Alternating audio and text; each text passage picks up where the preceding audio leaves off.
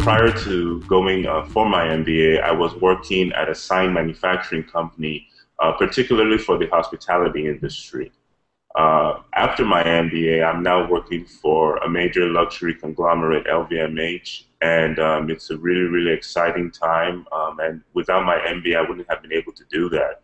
Part of the reason I wanted to pursue an MBA was mainly because of my personality. I was competitive. I am competitive, and I wanted to compete, but I wanted to compete on a larger scale. The company I was a part of prior to my MBA was I wouldn't say a small manufacturing company, but it wasn't Johnson and Johnson, a P&G, and I had accomplished a lot, and I was responsible for about 50% of revenues, but I just wanted to do more. I wanted to make more important decisions, and I had to take a step back and understand that to make those decisions, I needed a rigorous academic and professional development program that would not only give me the skills and knowledge, but in some ways, I would say the confidence to be able to go out there and compete with the best and, just be able to do something on a larger scale. Before getting into the MBA program, as I was saying, I worked in the hospitality industry, in the construction and development side. And I really loved working with all the customers that I worked with, but I particularly loved working with, the more visible high-end brands, you might say.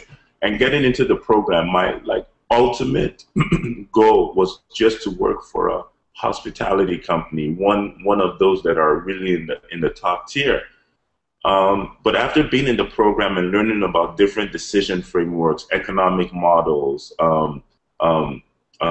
competitive environments, I started to think more about, just more than hotels. And I found out that I had an affinity for the luxury sector. And then I started doing my own research, taking what I learned from class and kind of putting that in the luxury context. And eventually, this led me to form the first luxury and retail club at William and Mary.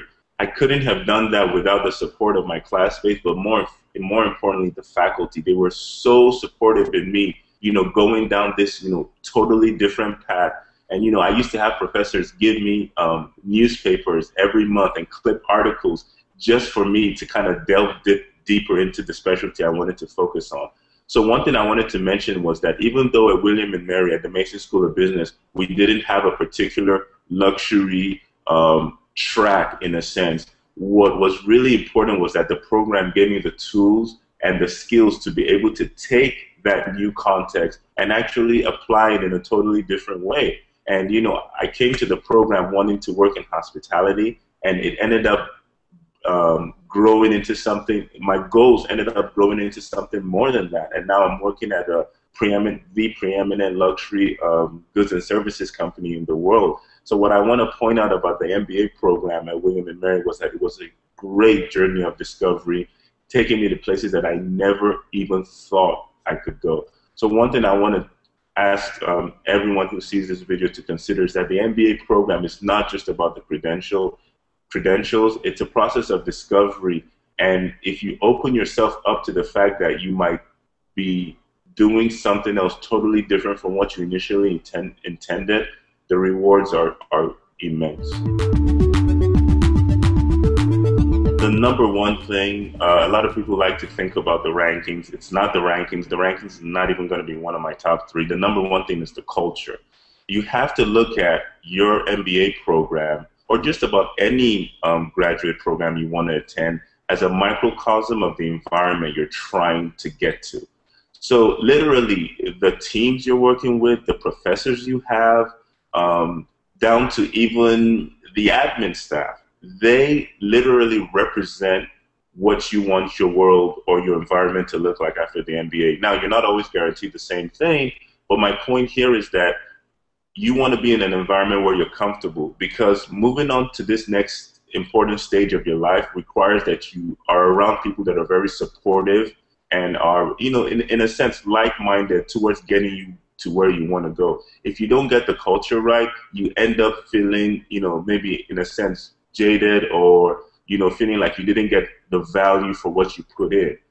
The second thing is definitely to look at the programs. When I got into the William and Mary MBA program, I didn't do it with just a short-term view of getting the MBA credentials. I did it with the point of view of looking at myself long-term in the future, where I wanted to be. And I had looked at myself, before entering the program, as wanting to be in the hospitality industry. But then when I got into the program, I discovered so much more, and then it blew up into something a lot larger than that. Now, the reason why I mentioned the programs here is that those programs, in a way, guide you closer and closer to where you want to be, even down to the exact classes that you're taking. They actually take you where you want to go. So definitely look at the programs, because if they don't tie in with what you want to do, you might not really get the contextual connection that you need for the career that you're pursuing. And the last thing I will talk about is engagement. Again, engagement from the top level of the business school down to the faculty and your classmates. It's really important to see how well people are engaged. Even the alumni. I mean, how much do they give back to the school? How often do they come back to school? At William and Mary, we have this thing called Tribe Pride, and it's so crazy when you go out and you meet another William and Mary alumni, and you have to be like, go Tribe. It really makes you feel like part of a family, part of something. And, the fact that you have people engaged in something, in the fact that you're on the path that they once took, in a sense, makes it a lot easier for you to deal with a lot of the difficult things that come up when you have, team assignments, a personal life, and other things to go on. At William and Mary, we had an executive partners program where each of us was paired with a retired executive or someone that was actually in the workforce. Some of these retired executives were actually William and Mary alums. It just really helps for a better connection to know that, if this person has, gone through this program and they're now working in this job or in this industry, I can do this. And it makes you feel better about the journey you're taking on. Number one thing about my time at the Mason School of Business were the challenges that I encountered in the program. I mean, those challenges that make you stop and say, hold on, why am I pursuing this MBA? Is it really that important? The challenges, from the case studies to the teamwork to, managing, a family and going to school at the same time, to figuring out where you want to be in your career, doing your 5-year plans, your 10-year plans. Those challenges really took me to another level. In fact, at the end of the first year, I didn't understand how I could work so much. It was so intensive. You always had something going on, and to be honest, you're up late nights working with your team, finishing assignments and stuff. It just moved me to another level, and I just couldn't imagine how much more efficient I was with my time. So those challenges really, really helped, because it's in those times where you feel like pulling all your hair out, which I've already lost all of mine.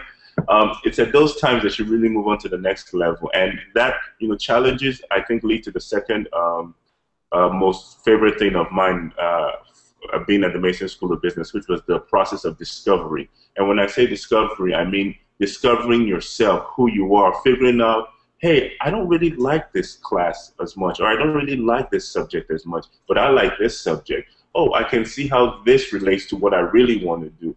That discovery really, really helped me fine-tune where I wanted to go. It helped me figure out my strengths and my weaknesses. It's something that every MBA candidate has to deal with. We get out into the MBA program thinking that once we get those credentials, we're just going to be, perfectly made for any company. You have to realize that there's certain things you can and cannot do just because your passion might not be inclined that way. And that's what that, process of discovery helped me do. The last thing I would definitely talk about has been my favorite thing is solving problems. Again, talking about an intensive program. I mean, we literally used to call it the water hose. You just, how much can you take? And, it's very intensive, and there's no stopping. There's no, oh, we're going to rest now, we have a break. You always have something else to do.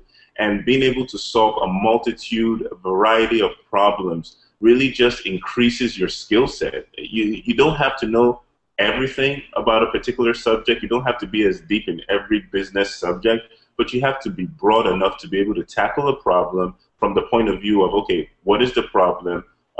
What can I do about it, or what can I do, and what resources in terms of people, technology, and other things can I use to fix this problem? That's another thing that I really enjoy. Number one thing I want to say to students who have families, it's not a burden. It's not a problem. I actually got to team meetings, and a lot of my classmates or a lot of my team members would say stuff like, wow, you get to go home and talk about all the stuff you have to do, or like unburden all your stress and talk to somebody. Like, a lot of my student fellow classmates who were single didn't necessarily have, someone that they could actually, talk to and really, unburden themselves with. So that's number one. I want to point out that it's a big, big advantage. But, that great advantage comes with some costs. The first thing I had to do with my wife before we moved to Williamsburg was to literally have an agreement on, okay, if I'm going to take up this program, there are certain things that I'm going to need in order to excel. We knew that I would probably be spending late nights at school. We knew that we had to live close to school because, we had only one car. So the issue was, okay, who's going to have the car, to go to school back and forth. And lastly, you just have to have a partner and a family system that understands that you're just not going to be available for a lot of things. I missed a lot of things while I was in the MBA program. But, my family knew that it was for something that would take us all a lot farther. William and Mary has a Partners and Families Association, and from day one, when I got into the program, we would meet a couple of times every semester. But the most important thing about it was that while I was a student, in the background, the Partner and Family Association was still very active. The college would link up unemployed spouses, for example, with companies in the area that were hiring or looking for people to hire. For people with kids, we could recommend the best, daycare centers or child care providers. So yes, William and Mary did have that supportive system. And funny enough, you could call just about anybody, not only, within a business providing a service, but sometimes your classmates would actually like pitch in just to make sure that you were able to, get your work done. So yeah, it was a very, very supportive system, especially for families.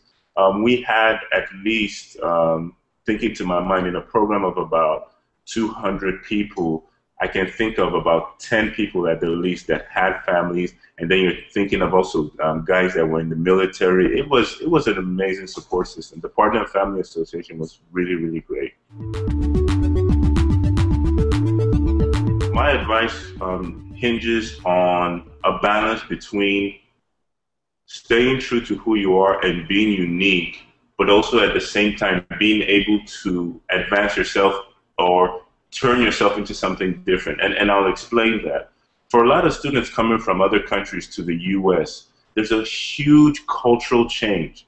And for a lot of students, they don't understand how things work here in the U.S. in the sense of, sometimes students, in building relationships with their classmates or with alumni and with faculty or with businesses that they would like to work in, a lot of students have this approach of, kind of going around and not being as direct, because in their cultures, that might be the way of doing things. But what I notice here in the U.S. is one thing that international students have to understand in the American culture is being direct, being able to actually lay out what you want, and not in a sense beating around the bush for things. So that's one thing. That's on a cultural perspective, that students have to understand that the culture is different.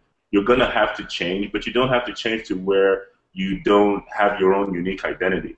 The second thing I wanted to give as an advice is that as an international student, you are immensely valuable to the MBA program. A lot of my friends from other countries thought that their language skills weren't as great, or that they just didn't understand things like they should. But what I always pointed out is that without them in the program, I wouldn't be as successful as I was, because they brought a totally different perspective into how business was done in different parts of the world, into how culture affected the way business was done. And, one thing that I would advise international students is not just to look at yourself as coming to a new culture and absorbing business curriculum, but look at yourself as a teacher. You can actually teach your fellow classmates about something that they never knew or never even cared to know about. What is business like in Thailand?